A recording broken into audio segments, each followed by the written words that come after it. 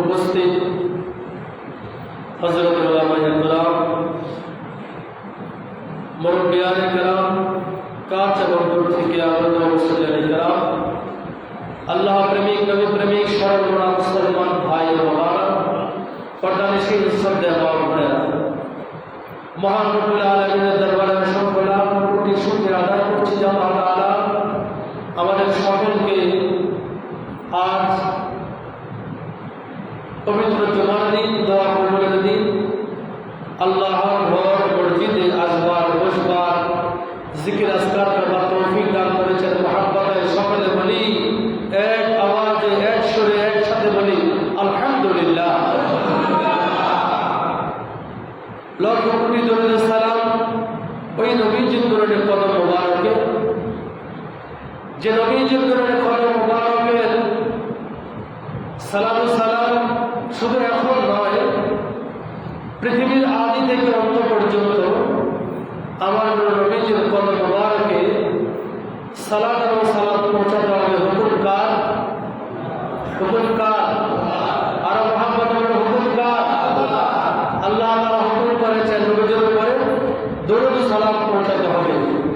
এজন্য যত সৃষ্টিকুল রয়েছে, শুধু মানুষ যে তা নয়, যত সৃষ্টিকুল রয়েছে, সমস্ত সৃষ্টিকুলের সৃষ্টি আল্লাহ তাআলা যা সৃষ্টি করেছেন, সকল সৃষ্টি জগৎ আমার নবীর উপরে দুরূদ এবং সালাম প্রেরণ করেছে। সামনে আসছে পবিত্র ঈদ মিলাদ নবী সাল্লাল্লাহু আলাইহি ওয়াসাল্লামের মাস, পবিত্র রবিউল আউয়াল শরীফের মাস। রবিউল আউয়াল শরীফে আল্লাহ তাআলা আমার দয়াল নবীজিকে পাঠিয়েছেন। কোন কোন মুহাদ্দিসিনে কেরাম, মুফাসসিরিনে কেরাম, ইসলামিক ইতিহাস বেত্তাগণ যারা আছেন, ওনারা কেউ কেউ বলেছেন যে আমরা বলি সবে কদর হচ্ছে বছরের শ্রেষ্ঠ, কেউ বলি আরাফার ময়দানের ওই দিন হচ্ছে পৃথিবীর শ্রেষ্ঠ দিন, কেউ বলি সবে বরাতের রাত শ্রেষ্ঠ, কেউ বলি জুমার রাত শ্রেষ্ঠ। কিন্তু কুল কায়নাতের পৃথিবীর শুরু থেকে শেষ পর্যন্ত সবচাইতে শ্রেষ্ঠতম দিন এবং রাত হচ্ছে 12 রবিউল আউয়াল, জোরে বলুন সুবহানাল্লাহ।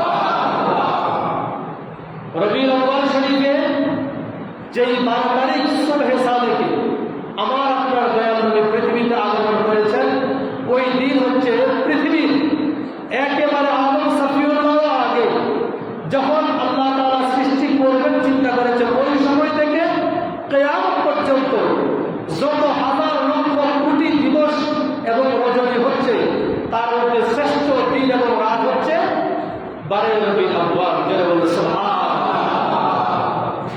আমার নবীজি 12 রবিউল আউয়াল শরীফে এসেছেন 570 খ্রিস্টাব্দে। রবিউল আউয়াল 12 তারিখ সোমবার সুবহে সাদিক, কিন্তু আমার নবীজি পৃথিবীতে আসার আগ থেকে আল্লাহ তাআলা মিলাদুন নবীর ঘোষণা দিয়েছেন, সুবহানাল্লাহ। অনেকে বলে মিলাদুন নবী এটা বেদাত, অনেকে বলে মিলাদুন নবী কেন করব, মিলাদুন নবী কেন করতে হবে। আমরা বলি মিলাদুন নবী স্বয়ং আল্লাহ তাআলা করেছেন, আল্লাহ তাআলা ফেরেশতাদেরকে নিয়ে করেছেন, আল্লাহ তাআলা যত নবী এবং রাসূল পৃথিবীতে পাঠিয়েছেন ওনারা আমার নবীর মিলাদুন নবী করেছেন, এই জন্য আমরা মিলাদুন নবী করি। এটা কোরআনের হুকুম, এটা আমার রাসূল আল্লাহ সরকার মদিনা করেছেন, সাহাবায়ে কেরাম করেছেন, তাবিঈন করেছেন, সমস্ত ওলামায়ে আহলে সুন্নাত করেছেন। এটা বেদাত নয়, এটা হচ্ছে পৃথিবীর মধ্যে আল্লাহর শ্রেষ্ঠ শুকরিয়া আদায় করা একটা দিন, জোরে বলুন সুবহানাল্লাহ। এই যে মিলাদুন নবী যুগে যুগেই হয়েছে, এটা দলিল কি? দলিল হচ্ছে আন-নি'মাতুল কুবরা আলাল আলম, কিতাবের নাম আন-নি'মাতুল কুবরা আলাল আলম। এই কিতাবের ভিতরে এসেছে হযরত আবু আমর আনসারী রাদিয়াল্লাহু তাআলা মিলাদুন নবী পালন করেছেন। আন আবি দারদা قال مررت مع رسول الله صلى الله عليه وآله وسلم إلى بيت عامر الأنصاري وهو يعلم وقائه ولدته لأبنائه وعشيرته ويقول هذا اليوم فقال النبي صلى الله عليه وآله وسلم إن الله فتح عليك أبواب الرحمة وملائكته يستغفرون لكم। আল্লাহ রাসূল সাল্লাল্লাহু আলাইহি ওয়াসাল্লাম সম্পর্কে আল সাবিরুল হাদিস জালালউদ্দিন সৈয়দী রাহমাতুল্লাহি আলাইহি উনি ওনার কিতাবের ভিতরে সুন্দর করে বলতেছেন, আমার নবীজি হচ্ছেন কেমন নেয়ামত। তিনি বলছেন নি'মাতুল কুবরা আলাল আলম, পৃথিবীর মধ্যে যত রকম নিয়ামত তোমাদের জন্য আছে, মা আছে, বাবা আছে, সন্তান আছে, স্ত্রী, ছেলে মেয়ে, ভাই বোন, টাকা পয়সা, ধন, বাড়ি গাড়ি, সম্পত্তি, সম্মান, ইজ্জত, যা কিছু রয়েছে, যা কিছু ছিল, যা কিছু আল্লাহ দিবেন, তার মধ্যে শ্রেষ্ঠতম নিয়ামত আন-নি'মাতুল কুবরা আলাল আলম। আল্লাহ তাআলার পক্ষ থেকে এই বান্দাদের জন্য যা কিছু শ্রেষ্ঠ নিয়ামত, তার মধ্যে শ্রেষ্ঠ নিয়ামত হচ্ছে আমার আল্লাহর নবী।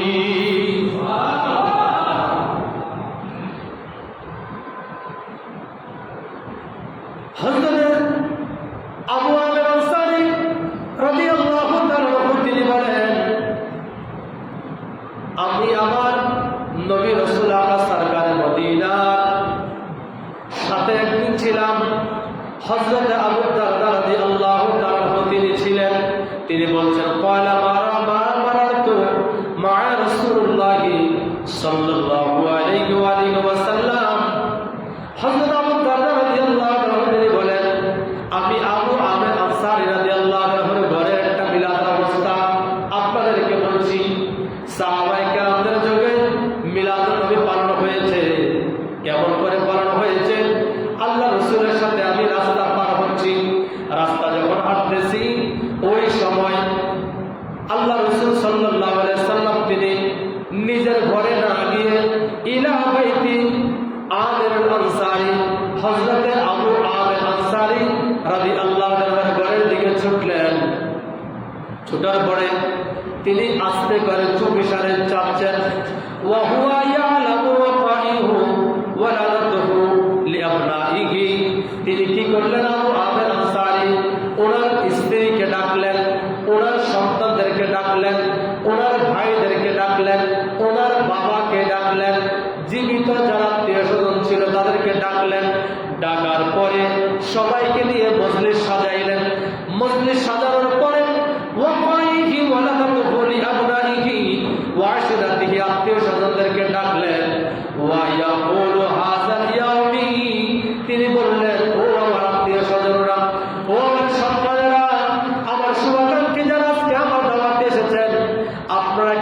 জানেননি আমি আপনাদেরকে কেন ডাক দিয়েছি?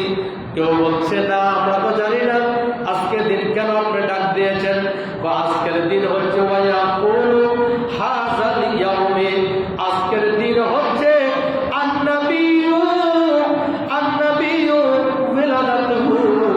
আমার নবীর শুভ আগমনের দিবস। কি জন্য ডাকলাম? আজকে আপনাদেরকে ডাকলাম, আমার ঘরে আনলাম, দাওয়াত করলাম। আজকে হচ্ছে সোমবার, আজকে হচ্ছে রবিউল আউয়ালের 12 তারিখ। আজকে ডাকার উদ্দেশ্য হচ্ছে এই দিনে আল্লাহ তাআলা আমার রাসূলকে পৃথিবীতে আমাদের নবী হিসেবে পাঠিয়েছেন, কুল কায়নাতের রহমত হিসেবে পাঠিয়েছেন, শ্রেষ্ঠ নবী হিসেবে পাঠিয়েছেন, শ্রেষ্ঠ রাসূল হিসেবে পাঠিয়েছেন। ওই নবীজির বেলাদত শরীফকে শুভাগমনকে আমরা বরণ করে নেওয়ার জন্য আপনাদেরকে আত্মীয়তার দাওয়াত দিয়েছি। নবীজির সম্মান আলোচনা করতেছিলেন। নবীজির সম্মান আলোচনা যখন করতেছেন, আমার নবী হচ্ছেন বাহিরে চুপি চুপি শুনতেছেন নবীজির সাহাবী কি বলতেছে। ফাকালান নবিয়্যু সাল্লাল্লাহু আলাইহি ওয়াসাল্লাম, আমার আপনার নবী এতক্ষণ ছিলেন বাহিরে, এবার আস্তে করে ঘরের দরজা দিয়ে ভিতরে প্রবেশ করলেন। সুবহানাল্লাহ। আমার নবী এসে ঘোষণা দিলেন, ইন্নাল্লাহা ফাতাহা আলাইকা আবওয়াবার রাহমান। ও আমার সাহাবীরা রে, শুনে রাখো, এই মাত্র আমি দেখতে পেলাম তুমি যখন আমি রাসূলের সম্মান আলোচনা করতেছিলে, আমি নবীর শুভাগমনের দিন যখন আলোচনা করতেছ, আমি নবীর আগমনের দিবসের আলোচনা করতেছ, আমার আল্লাহ তাআলা ইন্নাল্লাহা ফাতাহা আলাইকা আবওয়াবার রাহমান, আল্লাহ তাআলার পক্ষ থেকে যত রহমতের দরজা আছে আল্লাহ তোমাদের সবার জন্য রহমতের সকল দরজাগুলো খুলে দিয়েছে। ওয়া মালাইকাতুহু ইস্তাগফিরুনা লাকুম, এবং তোমাদের চারপাশে হাজার হাজার ফেরেশতারা তোমাদেরকে বেষ্টন করে রেখেছে। ওই ফেরেশতারা তোমাদের জন্য তোমাদের নাম ধরে ধরে মহান রব্বুল আলামিনের কাছে তোমাদের জন্য ক্ষমা চাচ্ছে। ওয়া ইস্তাগফিরুনা লাকুম, ফেরেশতারা ক্ষমা চাওয়া মাত্র আল্লাহ তাআলা সাথে সাথে তোমাদের অতীতের গুনাহগুলি মাফ করে দিচ্ছে। এরপরে কি হচ্ছে, আমার নূর নবীজি সাল্লাল্লাহু আলাইহি সাল্লাম যখন এই কথা বলতেছেন, এতক্ষণ ওয়াজ করতেছে আমার নবীর সাহাবী হযরতে আবু আমর আনসারী। উনি ঘরে ডাকলেন, আত্মীয়কে বললেন, আত্মীয়রা শোনো, আজকে মিলাদুন নবী, আজকে হচ্ছে ঈদ মিলাদুন নবী, আমার নবীজির জন্ম মোবারক, আমার নবীজির পৃথিবীতে আসার দিন, আমার নবীজি পৃথিবীতে আগমন করেছেন এই দিন। আমি তোমাদেরকে বলতেছি আজকে অনেক বরকতময় দিন। আমার নবীকে আল্লাহ তাআলা যখন পৃথিবীতে পাঠিয়েছেন, আমার নবীর কদম দুনিয়ার জমিনে লাগার কারণে আল্লাহ তাআলা সারা পৃথিবীকে জায়নামাজ বানিয়ে দিয়েছে। আগের অন্যান্য নবীরা নির্দিষ্ট জায়গা ছাড়া ইবাদত করতে পারতো না। এখনো পর্যন্ত ইহুদি খ্রিস্টানরা ঘরের মধ্যে ইবাদত করতে পারে না। ইবাদত করতে মন চাইলে তাদের ফেগোটা বা গির্জায় যাওয়া লাগে। আর আমাদের মুসলমানদের ইবাদত মসজিদেও করা যায়, বাজারেও করা যায়, দোকানেও করা যায়, অফিসেও করা যায়, ব্যবসা খাতেও করা যায়, ঘরের মধ্যেও করা যায়, গাড়ির মধ্যেও করা যায়। যে যেভাবে আছে শুধু উজু করে তায়াম্মুম করলেই আল্লাহ তাআলার ইবাদত করা যায় কি যায় না? এটা আমার রাসূলের কারণে আল্লাহ পাক সহজ করে দিয়েছে। সুবহানাল্লাহ। এটা মুহাম্মদ বলে আল্লাহু আকবার, আর মুহাম্মদ বলে ইয়া রাসূলুল্লাহ। আল্লাহ রাসূল সাল্লাল্লাহু আলাইহি সাল্লামের মিলাদ শরীফ নিয়ে যে গ্রন্থটি প্রথম লেখা হয়েছে, আল্লামা আবুল খাত্তাব ইবনে দেহিয়া 633 হিজরিতে ঈদ মিলাদুন নবীর লিখিত কিতাব আত-তানবীর ফি মাওলিদ মুস্তাফা সাল্লাল্লাহু আলাইহি ওয়াসাল্লাম হাকিকতে মুহাম্মাদি ও মিলাদ আহমদি পৃষ্ঠা নাম্বার 355 থেকে আলোচনা করছি। আল্লাহ রাসূল সাল্লাল্লাহু আলাইহি ওয়াসাল্লাম সম্পর্কে আরো বলছেন, ওয়ান আব্দুল্লাহ ইবনে আব্বাস রাদিয়াল্লাহু তাআলা আনহু কানা ইয়াহদুসু যাতা ইয়াওম ফি বাইতিহি ওয়া কাইহি ولدته صلى الله عليه وسلم فيبشرون ويحمدون ويصلون إذا جاء النبي صلى الله عليه وسلم وقال حلت لكم شفاعتي দুররে মুনাজ্জিম হাদিসের কিতাব থেকে নেওয়া হয়েছে। আল্লাহ রাসূল সাল্লাল্লাহু আলাইহি সাল্লামের সাহাবায়ে কেরামদের মধ্যে অন্যতম একজন সাহাবী হচ্ছেন হযরত আব্দুল্লাহ ইবনে আব্বাস রাদিয়াল্লাহু আনহু। তিনি বলছেন কানা ইউহাদ্দিসু যাতা ইয়াওমা ফি বাইতিহি। তোমাদেরকে একটি হাদিস বলতেছি, তোমাদেরকে একটা ঘটনা বলতেছি। কি ঘটনা? ইয়াউমি ফি বাইতিহি ওয়া কাইহি ওয়ালাদাতুহু সাল্লাল্লাহু আলাইহি সাল্লাম। একবার আমি আমার ঘরের মধ্যে মিলাদুন নবীর আয়োজন করলাম। নবীর সাহাবীর যুগে মিলাদুন নবী যদি থাকতে পারে, এটা কি বেদাত? নবীজির সাহাবায়ে কেরাম নবীজির যুগে করতেছেন মিলাদুন নবী, এটা বেদাত? এখন আমাদের রাষ্ট্রপ্রধান যারা দায়িত্ব পালন করবেন, ওনারা বলে নামাজের ভিতরে বেদাত খুঁজে পায়।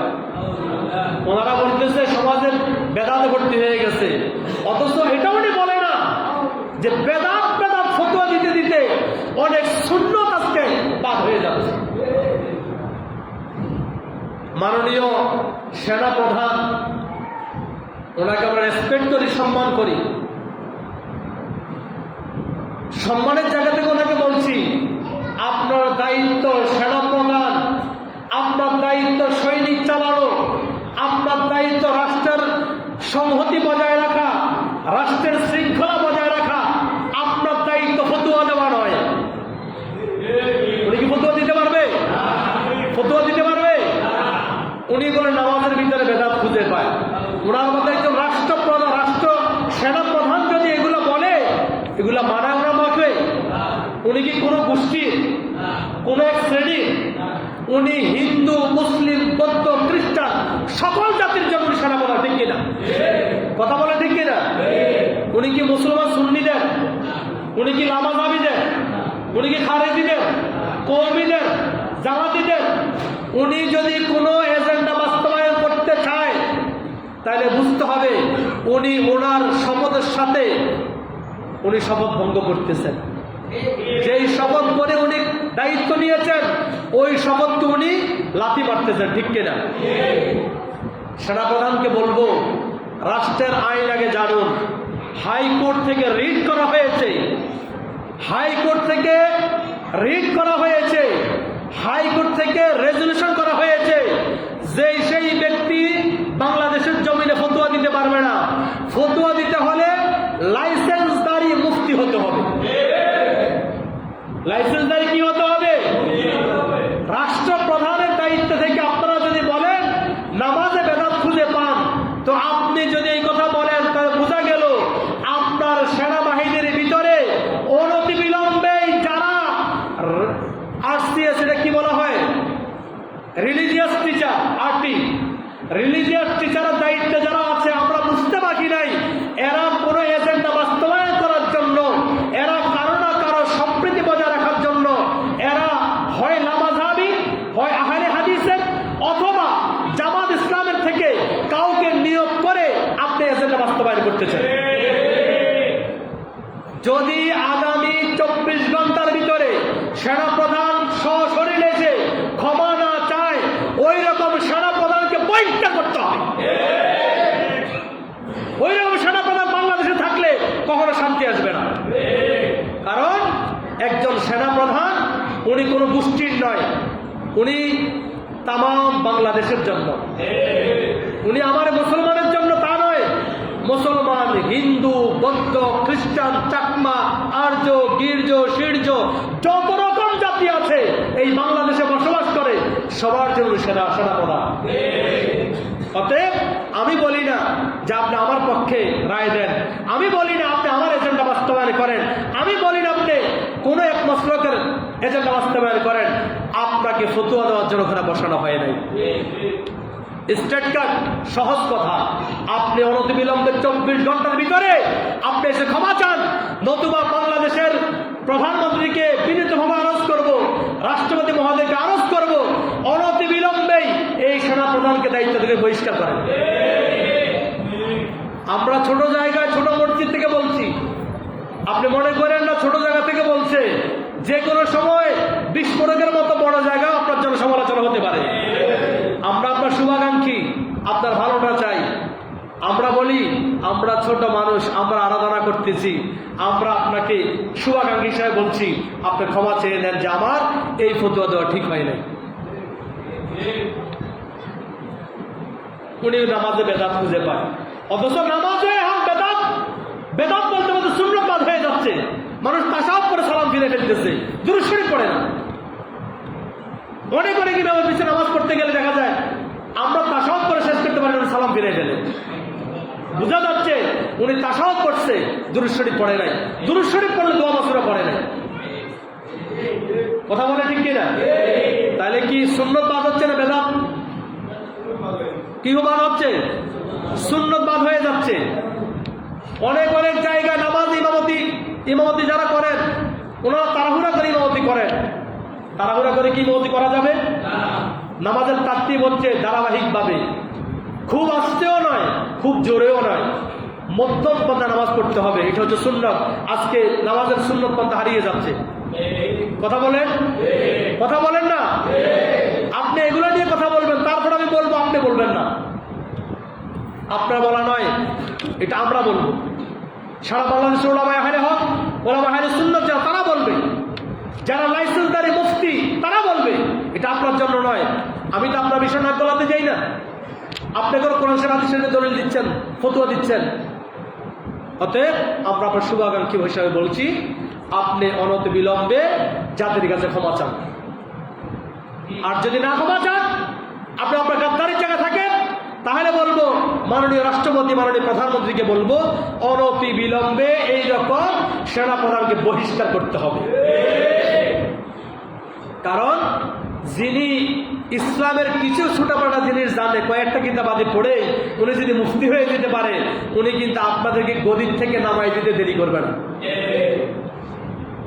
আল্লাহ তাআলা সহি বুঝ-জ্ঞান দান করুন। আল্লাহ রসুলের যুগে মিলাদুন নবী ছিল, তাহলে এটা বেদাত না, এটা কি? ইবাদত। এটা কি? ইবাদত। মিলাদুন নবী পালন করা বেদাত না, এটা সুন্নাত। মিলাদুন নবী পালন করা কি? সামনে মিলাদুন নবীর মাস আসতেছে, তাহলে মিলাদুন নবীর মাসে মিলাদুন নবী পালন করা এটা বেদাত। এটা কি? সবাই বলেন এটা কি? ওই সুন্নত আমল সাহাবায়ে কেরাম করেছেন। কিভাবে করেছেন দেখেন। হযরত আব্দুল্লাহ ইবনে আব্বাস রাদিয়াল্লাহু তাআলা কানা ইহদাসু যাতা ইয়াওমা ফি বাইতিহি, তার ঘরের ভিতরে তার কিছু আত্মীয় স্বজনদেরকে দাওয়াত করলেন। ওয়াকাইহি ওয়ালাদাতুহু সাল্লাল্লাহু আলাইহি ওয়াসাল্লাম, আমার নবীজির জন্ম মোবারকের ইতিহাস বলতেছেন। কি ইতিহাস? আমার নবী যেদিন জন্মগ্রহণ করে, আল্লাহ তাআলা মা আমেনার ঘরের উপরে ছাদ সরাইয়া নিয়েছেন। ছাদ থেকে আকাশ পর্যন্ত 70,000 নূরের পর নূরের ফেরেশতা দিয়া আমার নবীজির ঘরের মধ্যে জুলুসের ব্যবস্থা করেছেন। ফেরেশতারা জুলুস করেছে আকাশ থেকে মা আমেনার ঘর পর্যন্ত। আমরা যেহেতু আকাশ উঠতে পারি না, এই জন্য আমরা জমিনের ভিতরে আমাদের ভাই বেরাদার আত্মীয় স্বজন বন্ধু বান্ধবকে নিয়ে আমরাও নারায়ে তাকবীর, আল্লাহু আকবার, নারায়ে রিসালাত, ইয়া রাসূলুল্লাহ বলে দয়াল নবীর আগমন, শুভেচ্ছার স্বাগতম, ওই মিলাদুন নবীর জশ্নে জুলুস করতে চাই কি চাই না? সাহাবী বলতেছেন, আমি যখন নবীজির জন্ম মুবারকের কথাগুলো বলছি, ফায়াবশিরুনা, আমার রাসূল আকা সরকারে মদিনার শুভ সংবাদগুলো দিচ্ছি। আমার নবীজি পৃথিবীতে আসার কারণে আল্লাহ তাআলা ওই মিশরের 1000 বছর পর্যন্ত যে আগুন প্রজ্বলিত ছিল, ওই আগুনগুলোকে আল্লাহ নিভাইয়া দিলেন। আল্লাহ নিভাই দেওয়ার পরে আল্লাহ তাআলা কি করলেন? নিভাইয়ে যখন দিয়েছেন, হযরতে মা আমেনা রাদিয়াল্লাহু তাআলার চোখ দিয়া আল্লাহ মিশর পর্যন্ত দেখার সুযোগ করে দিয়েছেন।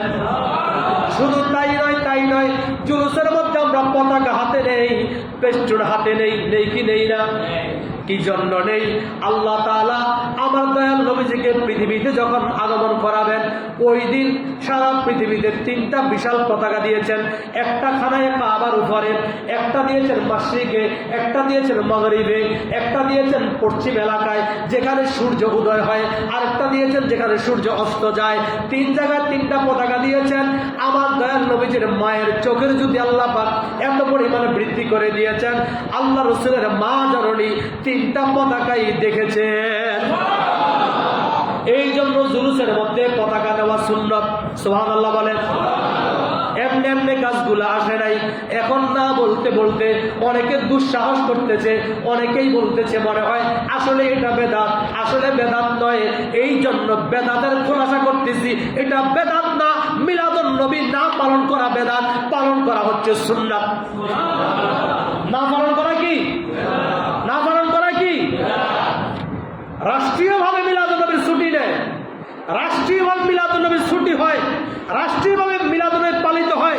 এরপরেও কেউ তো মিলাদুন নবী মানতে চায় না, অন্য নামের ব্যবহার করে। আছে কিনা? আল্লাহ রাসূল সাল্লাল্লাহু আলাইহি সাল্লামের প্রশংসা করতেছেন, ওয়া ইয়াহমাদুনা, আমার নবীজির প্রশংসা করতেছেন, ওয়া ইউসাল্লুনা, আমার নবীর উপরে কথার মাঝে মাঝে দুরূদ শরীফ পড়তেছে। সুবহানাল্লাহ। সাহাবী, কোন সাহাবী? আব্দুল্লাহ ইবনে আব্বাস রাদিয়াল্লাহু আনহু। তিনি বলতেছেন, আমি আমার নবীজির প্রশংসা করতেছি, মাঝে মাঝে নবীর উপরে দুরূদ শরীফ পড়তেছি। কেমনে? ওই যে আমরা যখন নবীজির নাম মুবারক আসে, মুহাম্মদ রাসূলুল্লাহ সাল্লাল্লাহু আলাইহি সাল্লাম বলি কি বলি না? আমরা যখন বলি সাল্লাল্লাহু আলাইহি সাল্লামের দুরূদ শরীফ, তো নবীজির সাহাবায়ে কেরামদের যুগেও যখন নবীজির নাম মুবারক নিতেন, তখন ওনারা বলতেন সাল্লাল্লাহু আলাইহি ওয়া সাল্লাম।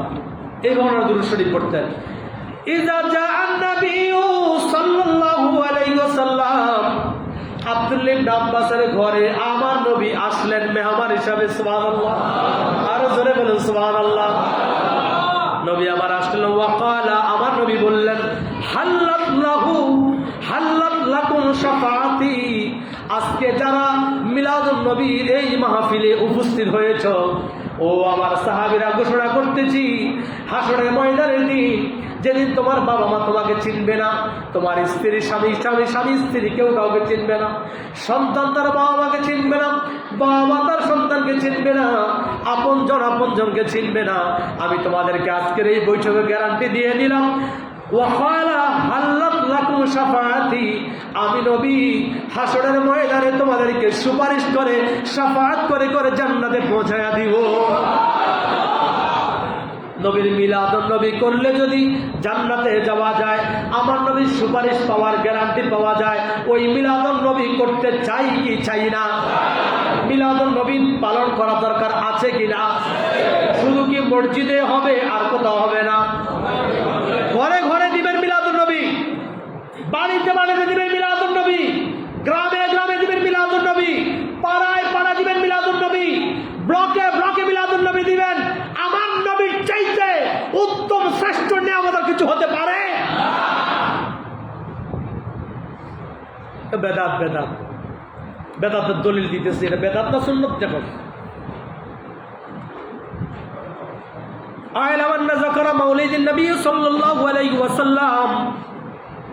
মক্কা মদিনার 90 জন আলেম ওলামা মুফতি মুহাদ্দিস মুফাসসিরিন মিলে 90 জন, একজন দুইজন নয়, কয়জন?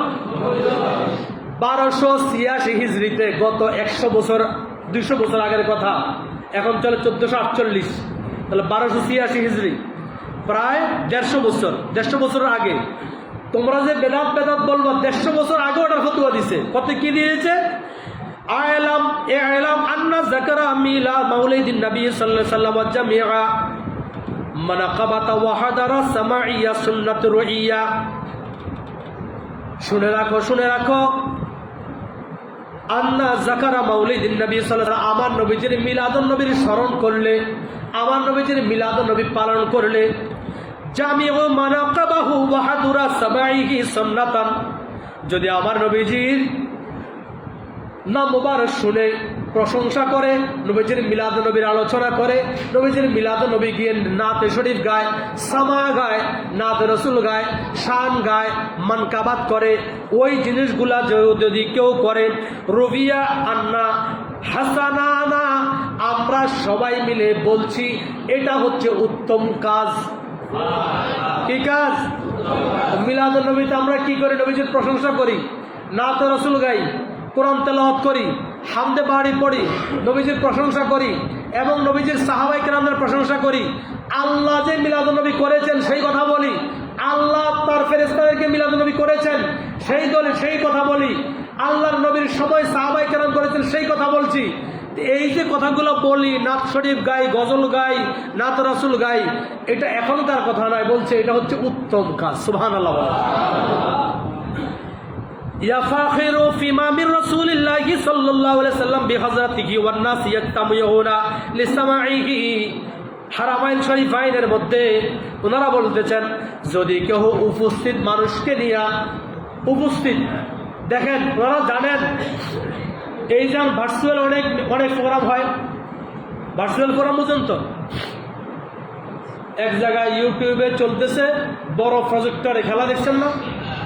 খেলা দেখছেন না? খেলা যেমন দেখছেন, এবার একটু ওয়াজ দেখবেন। এবার বড় প্রজেক্টর বাড়িতে লাগায়া, কারণ বড় বড় হুজুরদের সিরিয়াল পাওয়া যায় না, বড় বড় হুজুরদের ওয়াজগুলো সুন্দর করে আপনার এলাকাতে মিলাদ নবী সম্পর্কে যে ব্যক্তি আমার নবীদের সম্মানের কথা বলছেন, ওই রকম আলেম ওলামাদের ওয়াজ প্রজেক্টর চালায় দিবেন, চালায়া দিয়ে এলাকাতে প্রচার করে দিবেন, এটা মিলাদুন নবীর মাস চলছে, নবীর আগমনের মাস চলছে, মিলাদুন নবী কি শুনো, এই হুজুর কি বলে, ওই হুজুর কি বলে। মিলাদুন নবীর পক্ষে যারা, তাদের কথা বলবেন, যারা বিরোধী এরা হচ্ছে শয়তানের মুরিদ। যারা মিলাদুন নবীর বিরুদ্ধে, তাদের ওয়াজ লাগানো যাবে? প্রজেক্টরে লাগাইতে বলছি কি মিলাদুন নবীর বিরোধী? মিলাদুন নবীর পক্ষে যারা ওয়াজ করে তাদের ওয়াজ প্রজেক্টরে দিবেন। খেলা দেখছেন না রাত জেগে? রাত 2টার সময়, 3টার সময়, 4টার সময় খেলা নিয়ে গিয়ে একদিনও কোনো আলোচনা করছি, কোনো ফতুয়া দিছি? এটা 4 বছর পরে মানুষ এটা আনন্দ উল্লাস করবে। আজকে বাদ দিতে দিতে সব বাদ হয়ে যাচ্ছে, খেলা নিয়ে কোনো ফতুয়া আমি দেই নাই। বলছি খেলা যারা দেখছেন, যারা দেখেন নাই, ওয়াজ দেখতে পারবেন না? খেলা নিয়ে তো বহুত ফতুয়া আছে, পজিটিভ নেগেটিভ, পক্ষে বিপক্ষে। ওয়াজ নিয়ে কোনো ফতুয়া আছে? ওয়াজ শুনতে চাই কিনা? তো বড় বড় আলেম ওলামাদের ইউটিউবের ওয়াজ ছেড়ে দিবেন, মিলাদুন নবীর পক্ষে যারা ওয়াজ করে তাদের ওয়াজ ছাড়বেন। মানুষ যেন শুনে নবীর প্রেমে আশেক হয়ে যায়, মানুষগুলা শুনবে মিলাদুন নবী পালন করতে মন চায়, মানুষ শুনবে ঘরের মধ্যে মিলাদুন নবীর মাহফিল দিয়ে দিবে, মানুষগুলো শুনবে নবীর আশেক হয়ে যাবে, মাহফিলগুলো শুনবে মানুষ আল্লাহকে বুঝবে, নবীজিকে মহাব্বত করবে। কথা বলুন ঠিক দরকার আছে কিনা? যদি বড় প্রজেক্টর সমস্যা হয়, ঘরের মধ্যে টিভি আছে না? টিভি আছে না? অনেকের ঘরে হয়তো নাই, যেমন আমার ঘরেও নাই, অনেকের ঘরে হয়তো নাই, কিন্তু ইউটিউব তো আছে। এটা তো কারো ঘরে বাদ নাই। মুরব্বী কিচ্ছু বুঝুক আর না বুঝুক, বুঝেনি? বুঝে না? কিছু বুঝুক আর না বুঝুক, এটা যেমন টানতে পারেন, অনেক ভিডিও দেখতে পারেন, তা আমার নবীর প্রেমের মিলাদুন নবীর একটু ওয়াজটা শোনা যাবে না? যারা মিলাদুন নবীর বিপক্ষে ওয়াজ করছে এদের ওয়াজ শোনা যাবে না। যারা মিলাদুন নবীর পক্ষে ওয়াজ করেছে, মিলাদুন নবীর পক্ষে ইশকে রাসূল আলোচনা করেছেন, সাহাবায়ে কেরাম পালন করেছেন, তাবিঈগণ পালন করেছেন, তাবে তাবিঈগণ পালন করেছেন, উলামায়ে কেরাম পালন করেছেন, আল্লাহর দলিল কোরআন থেকে দিচ্ছেন, নবীজির হাদিস শরীফ থেকে দিচ্ছেন, সাহাবায়ে কেরাম হাদিস শরীফ থেকে দিচ্ছেন, ওই রকম আলেমদের ওয়াজ শুনবেন, মিলাদুন নবীর মাহফিলের আলোচনা শুনবেন, সওয়াব না গুনাহ হবে? আর এই যে টানি টানা দেখতেছেন, এটা গুনাহ হইতে পারে, কারণ টানতে টানতে অনেক কিছু আসে। কেউ আসে কি আসে না? আসে কি আসে না? সব কি ভালো কোরআন তেলাওয়াত? সব কি নাতে রাসূল আসে? মাঝে মাঝে অনেক কিছু চলে আসে, যেটি মানুষের সামনে অ্যাড চলে আসে, খোলা যায় না, তাড়াতাড়ি লাইট অফ করে দেয়। আসলেও অ্যাড চলে আসে না, খারাপ খারাপ দেখলে কি সওয়াব না গুনাহ? এটা দেখলে যদি গুনাহ হয়, ওই ইউটিউবে আমার নবীর শান আজমতের যদি ওয়াজ শুনেন, সওয়াব হবে না গুনাহ হবে? সওয়াব নেওয়ার জন্য রাজি নাই? ইচ্ছা আছে? এটা হাত উঠাইতে দেখি, হাত উঠাই। নারায়ে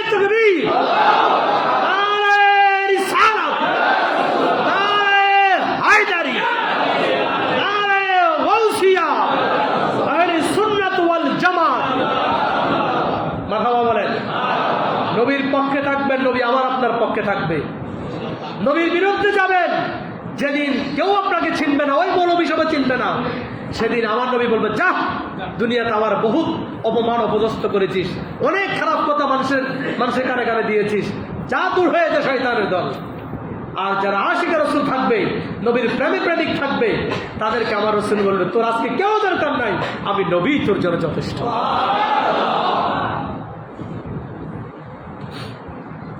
প্রিয় হাজিরিন, মুফতি আমিনুল ইহসান রহমতুল্লাহ আলাইহি ওনার লিখিত কিতাব কাওয়াইদুল ফিকহ 331 পৃষ্ঠা সিরাতুন নবী সাল্লাল্লাহু আলাইহি সাল্লাম ওই সংজ্ঞায় তিনি লিখেছেন, নবী সাল্লাল্লাহু আলাইহি সাল্লাম 8 বছরের যুদ্ধ জীবন সম্পর্কে উনি লিখেছেন, ওয়ান আলী ইবনে হুসাইন আন আবিহি আন জাদ্দিহি আন নবী সাল্লাল্লাহু আলাইহি সাল্লাম ক্বালা কুনতু নূরাম বাইনা ইয়াদি রাব্বি ক্বাবলা খালকা আদম বি 14,000 আমিন। অনেকে বলে আমার নবীর বয়স 63 বছর, বলে কি বলে না? বলে কি বলে না? অনেকেই মনে করে নবী আসছে আবার চলে গেছে।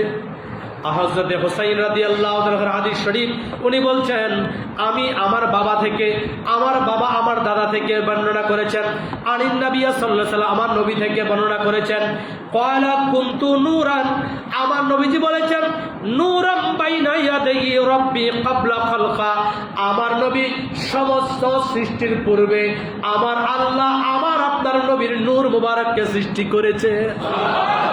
আর একটু মুহাম্মদ বলা যাবে না, ইয়া রাসূলুল্লাহ? আর মুহাম্মদ বলে, ইয়া রাসূলুল্লাহ। নবী আমার বলছেন, ক্বাবলা রাব্বি ক্বাবলা খালকি আদামা, সব সৃষ্টির পূর্বে তো বানিয়েছে। এটার থেকে আরো মজার কথা হচ্ছে, খালকা আদামা বি 14,000 আম, হযরতে আদম সফিউল্লাহ মানব জাতির প্রথম মানব, ঠিক কিনা? মানব জাতির প্রথম মানব, উনি হচ্ছেন আমাদের সবার আদি পিতা, ঠিক না? উনি আমাদের কি আব্বা, ঠিক না? হিন্দু, মুসলিম, বৌদ্ধ, খ্রিস্টান সবার জন্য। আমার নবীজি বলছেন, নবীজির নিজের হাদিস শরীফ উনি বলছেন, খালকা আদমা বি 14,000 আম, আমি নবীর নূরকে আল্লাহ পাক আদম নবীর সৃষ্টি করার 14,000 বছর পূর্বে বানিয়েছেন। কত হাজার বছর পূর্বে? 14 বছর আগে, 1400 বছর আগে, 14,000 বছর আগে আমার আপনার নবীর নূর মুবারককে বানিয়েছেন। আমরা ওই নবীর উম্মত, যিনি পৃথিবীর মূল, যিনি পৃথিবীর শুরু, যিনি পৃথিবীর শেষ নবী, তিনি হচ্ছেন আমার আপনার প্রিয় নবী। জোরে বলে সুবহানাল্লাহ। ওই নবীর উম্মত, ওই নবীর মিলাদুন নবী পালন করা দরকার আছে কিনা? নাকি বেদাত? মিলাদুন নবী পালন করা সুন্নাত, পালন করা কি না পালন করা?